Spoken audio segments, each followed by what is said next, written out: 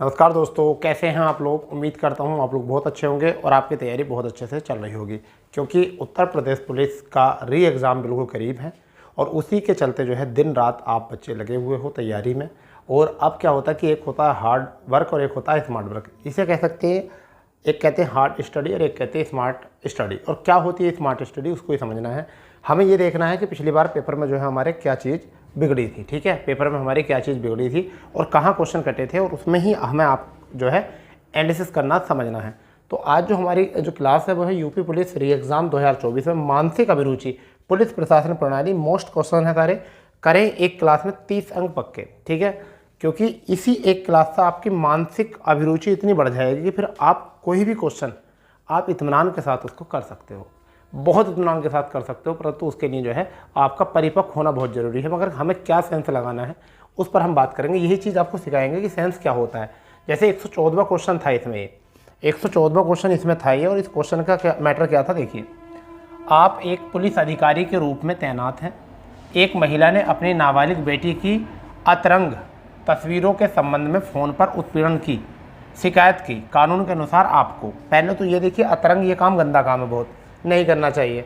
आपके साथ किसी लड़की ने गलत किया हो या अच्छा किया हो, परंतु आपको ये काम नहीं करना है। कभी भी किसी महिला के अतरंग जो तस्वीरें हैं उनको सोशल नहीं करना है। ठीक है, और सबसे बड़ी बात तो यह है कि वो लड़का हो या लड़की हो, उसे किसी के सामने जो है ना अतरंग होना नहीं चाहिए। तो यहाँ पर देखिए, नाबालिग की गलती बताते हुए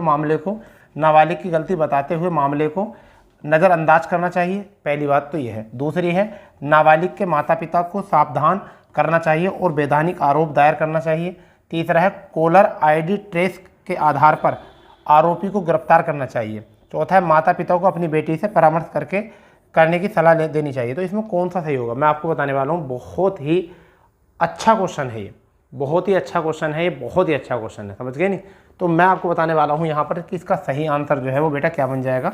इसका सही आंसर जो बन जाएगा वो बन जाएगा आपका ऑप्शन नंबर सी, कि कॉलर की आईडी ट्रेस के आधार पर आरोपी को गिरफ्तार करना चाहिए, कि जिससे कि वो आगे भी कोई गलती ना करे। और इसके लिए आईटी एक्ट जो होता है, आईटी एक्ट के तहत जो है 3 साल का कारावास, ठीक है, और 10 लाख का जुर्माना भी है। ठीक है, अगर ऐसा कोई करता है तो 3 साल का कारावास है। कितने वर्ष का? 3 वर्ष का इसमें कारावास है। आईटी एक्ट के अंतर्गत 3 वर्ष का कारावास है भैया, और 10 लाख का जो है 10 लाख का जुर्माना, 10 लाख का जुर्माना भी है। तो ज़रा संभल कर, ठीक है। तो ये चीज़ आपका पहला क्वेश्चन जो था वो ये था। ठीक है, चलिए इसके बाद दूसरा क्वेश्चन देखते हैं। दूसरा क्वेश्चन क्या था? दूसरा क्वेश्चन इसमें क्या था भैया? दूसरा क्वेश्चन था, आप एक पुलिस अधिकारी के रूप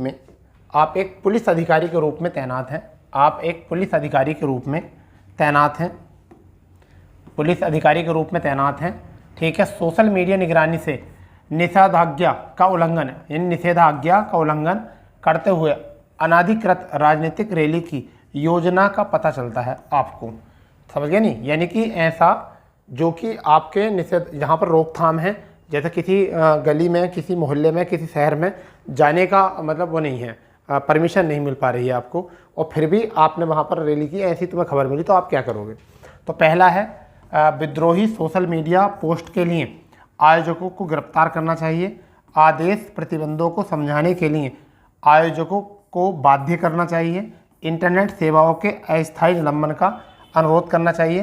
प्रवेश द्वारों से प्रवेश को रोकने के लिए बलों को तैनात करना चाहिए। ये बहुत बढ़िया क्वेश्चन था। तो ये कौन सा था यहाँ पर? इंपॉर्टेंट है। और इम्पोर्टेंट क्या है इसका, मैं आपको बताने वाला हूँ क्या है। तुमने देखा होगा, इसका है वी। कौन सा हो जाएगा? बी विकल्प बिल्कुल सही हो जाएगा। क्या करना है आपको? आदेश प्रतिबंधित को समझाने के लिए आयोजकों को बाध्य करना होगा। यानी कि जो भी आयोजन कर रहे हैं उनको क्या करना पड़ेगा? बाध्य करना होगा। क्या करने के लिए? कि भाई इसे जो है समझा बुझा के करना, कहते हैं ना, समझा बुझा कर बैठा कर काम कर लेना है। तो यही आपको करना है इसमें। ठीक है, ये क्वेश्चन आए थे यहाँ पर, कुछ और ज़्यादा नहीं सोचना था, केवल आपको एक अधिकारी बनकर सोचना था। देखिए, आप 18 वर्ष के तो हो नहीं, 18 वर्ष से तो ऊपर ये सब 18, 19, 20 के, तो आपको इतनी तो मानसिकता होनी चाहिए कि आपको 4 विकल्प में से कौन सा विकल्प बिल्कुल सटीक लग रहा है। तो ये यहाँ पर पूरा मतलब सटीक आंसर इसका यही था। वहीं पर हम 16वां क्वेश्चन देखते हैं, यानी कि आज का तीसरा क्वेश्चन इसमें। तो वो क्या है? यहाँ है, दंगा प्रवण क्षेत्र में स्टेशन प्रमुख के रूप में, यानी कि पुलिस स्टेशन प्रमुख के रूप में सांप्रदायिक सद्भाव बनाए रखने के लिए आपको क्या करना चाहिए। यानी कि ऐसा क्षेत्र जहाँ पर दंगे अक्सर होते रहते हैं, ऐसे स्टेशन के आप प्रमुख हो, यानी कि आप SHO हो, ठीक है, मतलब SHO स्टेशन हाउस ऑफिसर आप हो। और आप उस समय पर क्या बनाओगे, सांप्रदायिक सद्भाव को बनाए रखने के लिए संभावित उपद्रवियों की सोशल मीडिया प्रोफाइल की निगरानी करनी चाहिए। शांति के उल्लंघन का प्रयासों को टालने के लिए निवारक गिरफ्तारी करनी चाहिए। खतरनाक हथियारों को रखने पर निषेध आदेश लागू करने चाहिए। अंतर धार्मिक विश्वास का निर्माण करने वाले उपायों के लिए वार्ता की व्यवस्था करनी चाहिए। अब चारों ऑप्शन बिल्कुल सही लगेंगे आपको, यहाँ पर जो ऑप्शन लगेंगे आपको चारों ही ऑप्शन जो है बिल्कुल सही लगेंगे। मगर आप क्या करोगे इसमें, तो आपको जो करना है वो क्या काम करना है, वो आपको करना है यहाँ पर डी विकल्प में क्या करना चाहिए आपको, अंतर धार्मिक विश्वास का निर्माण करते हुए कि मैं आपके धर्म को आस्थावान रखता हूँ, मैं आपके धर्म को भी इतना ही मानता हूँ, ठीक है, आप भी इस धर्म को मानते हो, मैं चाहता हूँ सारे धार्मिक लोग जो हैं सद्भाव के साथ रहें, ठीक है। और इन उपायों से वार्ता की व्यवस्था करनी चाहिए कि दोनों पक्षों को बिठाकर उनसे कहिएगा भी समझा बुझाकर कि आप ऐसा ना करें, दोनों ही धर्मों को यहाँ दोनों समुदाय को जो है नुकसान है यहाँ से, समझ गए। यही काम होता भी है, एक पेशेंस जो है एक अधिकारी के रूप में आपके अंदर होना चाहिए, ठीक है। चलिए चौथा क्वेश्चन जो है आपका वो क्या है, चौथा क्वेश्चन क्या है आज का, आप एक पुलिस अधिकारी के रूप में, ठीक है, मैं हैंड टू हैंड लिख रहा हूँ, चौथा क्वेश्चन है आज का, आप एक पुलिस अधिकारी के रूप में तैनात हैं। जाली ई-कॉमर्स वेबसाइट घोटालेबाजी की पहचान करने के लिए आपको क्या करना चाहिए। क्षेत्र के सभी नागरिकों की ऑनलाइन खरीदारी की निगरानी करनी चाहिए। क्या है, साइट पंजीकरण का पता लगाने के लिए एथिकल हैकर टीमों को इकट्ठा करना चाहिए।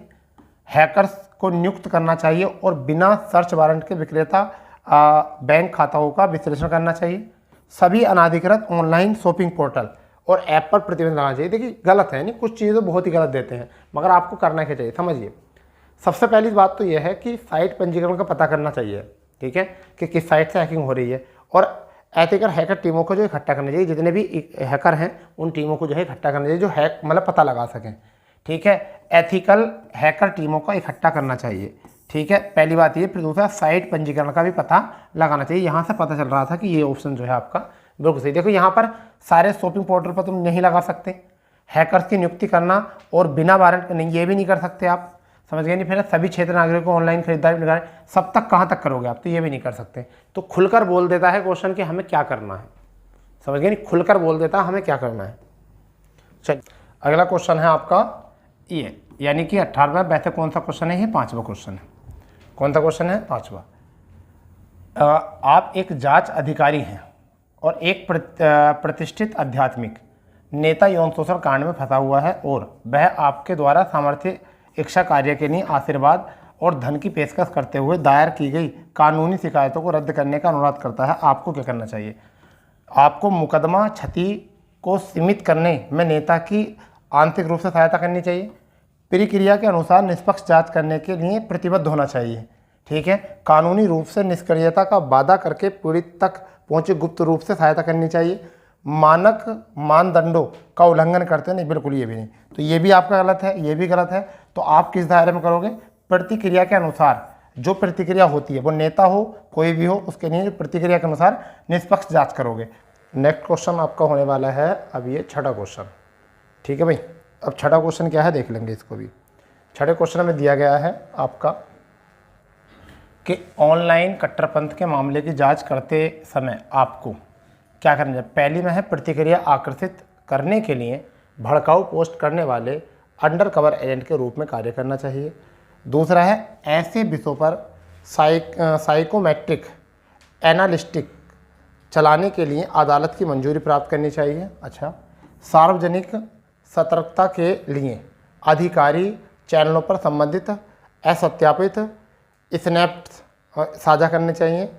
फिर आपका पैटर्न विश्लेषण के लिए विशेष फोरेंसिक परामर्शदाता अंतर्दृष्टि का उपयोग करना चाहिए। देखिए मुझे तो ऐसा लगता है इसमें कि बी विकल्प इसका सही होना चाहिए, आपका बी विकल्प बिल्कुल सही होना चाहिए, क्योंकि ऐसे विषयों में क्या करना चाहिए आपको, ऐसे विषयों पर साइकोमेट्रिक एनालिस्टिक चलाने के लिए अदालत की मंजूरी प्रदान करनी, क्योंकि बिना अदालत के हम कोई काम नहीं कर सकते। तो बी विकल्प इज़ द राइट आंसर आपका। तो 6 हो चुके हैं। 7वां क्वेश्चन आपके सामने आता है और 7वां क्वेश्चन आपके सामने देखिए क्या है। 7वां क्वेश्चन थोड़ा सा बड़ा क्वेश्चन है, कोई बात नहीं, मगर राहत की सांस आपकी ये है कि इसका आंसर बहुत सिंपल है। ठीक है, 7वां क्वेश्चन की बात करेंगे तो क्या है, देखिए यह है, आप एक अपराधी शाखा इकाई में एक निरीक्षक हैं जो संगठित अपराधों और गिरोह से निपटती है। आप पिछले 3 वर्षों से इस इकाई में कार्यरत हैं। हालांकि नीति के बदलाव के कारण आपको महिला सेल में स्थानांतरित कर दिया जाता है, जहां आपको महिला सुरक्षा और सशक्तिकरण संबंधित मामलों से निपटना होगा। आपको लगता है कि यह कम चुनौतीपूर्ण और फायदेमंद काम है। आपको क्या करना चाहिए, नीति परामर्श परिवर्तन को चुनौती देनी चाहिए और तर्क देने चाहिए कि आपके कौशल और अनुभव अपराध शाखा इकाई के लिए अधिक अनुकूल है। दूसरा है, नीति परिवर्तन को स्वीकार करना चाहिए और महिला सेल में मामलों से निपटने के लिए कौशल और अनुभव का उपयोग करना चाहिए।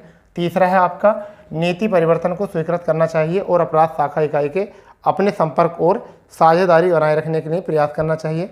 फिर चौथा है, नीति परिवर्तन को स्वीकार करना चाहिए और जल्द से जल्द अपराध शाखा इकाई को वापस जाने के तरीके की तलाश करनी चाहिए।